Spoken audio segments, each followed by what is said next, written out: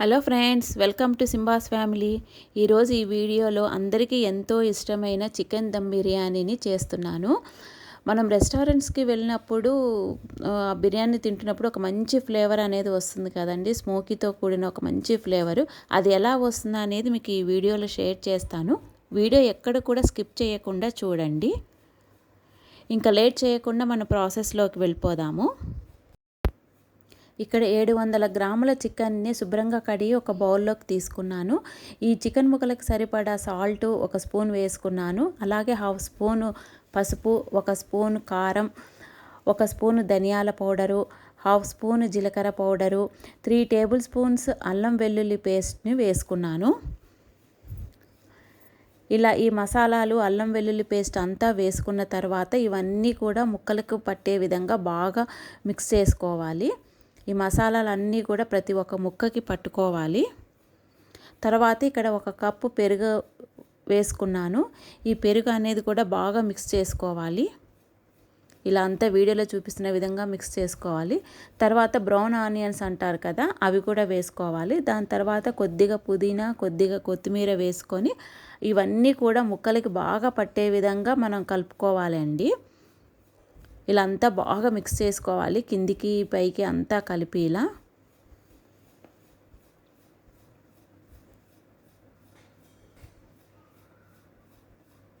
ఇలా వీడియోలో చూపిస్తున్న విధంగా బాగా మిక్స్ చేసుకోవాలి.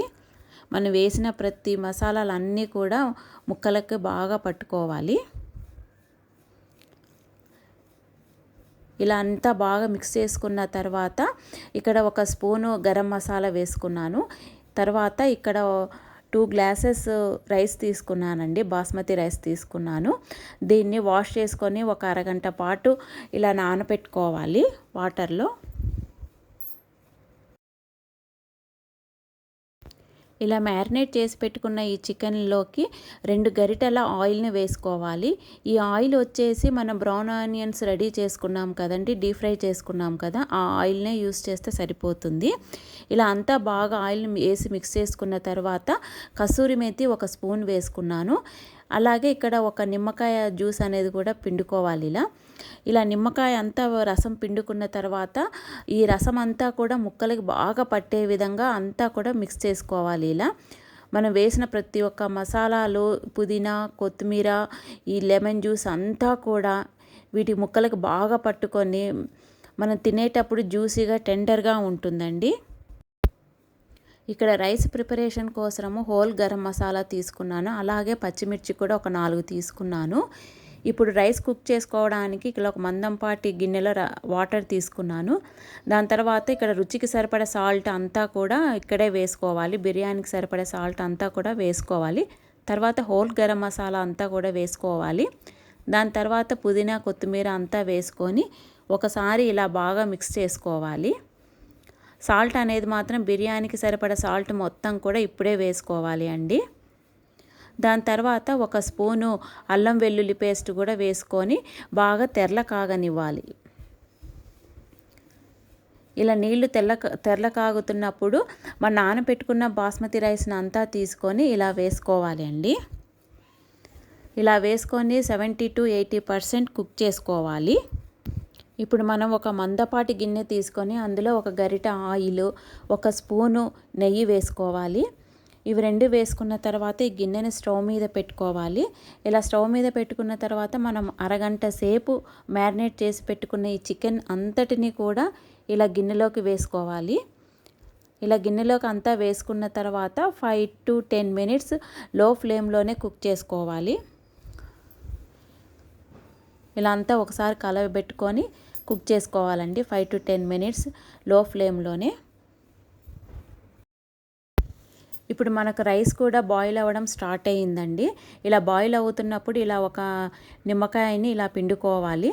ఇప్పుడు 70 to 80% కుక్ అయిన రైస్ని ఇలా ఒక బౌల్లోకి తీసుకొని పక్కన పెట్టుకోవాలి.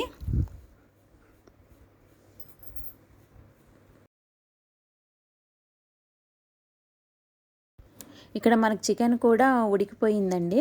ఇలా ఉడికిపోయిన చికెన్లోకి మనం 70 to 80% కుక్ చేసుకున్నటువంటి రైస్ని ఇలా వేసుకోవాలండి అంతా కూడా. ఇలా అంతా కూడా ఎక్కడ గ్యాప్ లేకుండా అలాగ ఈవెన్గా స్ప్రెడ్ చేసుకోవాలి. పైన మాత్రము 90% కుక్ చేసుకున్నటువంటి రైస్ వేసుకోవాలి. ఇలా రైస్ అంతా కూడా వేసుకున్న తర్వాత దానిపైన కొద్దిగా పుదీనా, కొద్దిగా కొత్తిమీర ఇలా వేసుకోవాలి. దాని తర్వాత బ్రౌన్ ఆనియన్స్ ఉన్నాయి కదండి, అవి కూడా వేసుకోవాలి. ఇలా బ్రౌన్ ఆనియన్స్ అంతా వేసుకున్న తర్వాత మనం రైస్ కుక్ చేసుకున్నటువంటి వాటర్ ఉంటుంది కదా, ఆ వాటర్ 1/2 కప్ తీసుకొని ఇలా గిన్నె అంచుల వెంబడి వేసుకోవాలి. దాని తర్వాత ఒక స్పూను నెయ్యి వేసుకోవాలి పైనుంచి. అలాగే ఒక స్పూను గరం మసాలాని స్ప్రింకిల్ చేసుకోవాలి. ఇక్కడ నేను ఫుడ్ కలర్ అనేది వాడానండి. దాన్ని ఒక 2 స్పూన్స్ ఇలా వేసుకుంటున్నాను. ఇలా వేసుకొని లిడ్ క్లోజ్ చేసేసి దానిపైన ఏదన్నా ఒక వెయిట్ పెట్టి 20 మినిట్స్ దమ్ చేసుకోవాలండి లో ఫ్లేమ్లో. నేను వీడియో స్టార్టింగ్లో చెప్పినట్టు బిర్యానీ తింటున్నప్పుడు ఒక మంచి స్మోకీ ఫ్లేవర్ వస్తుందని చెప్పాను కదా, అది ఎలా వస్తుందో ఇప్పుడు చూపిస్తాను. ఇలా 2 బొగ్గులని తీసుకొని ఇలా ఎర్రగా కాల్చుకోవాలి అండి. మేము టాంజానియాలో ఇండియన్ రెస్టారెంట్స్కి వెళ్ళినప్పుడు ఈ ప్రాసెస్ చెప్పారు. లాగా వచ్చే విధంగా కాల్చుకోవాలి. ఇలా కాల్చుకున్నటువంటి బొగ్గులను తీసుకొని ఒక చిన్న ప్లేట్లో తీసుకోవాలి.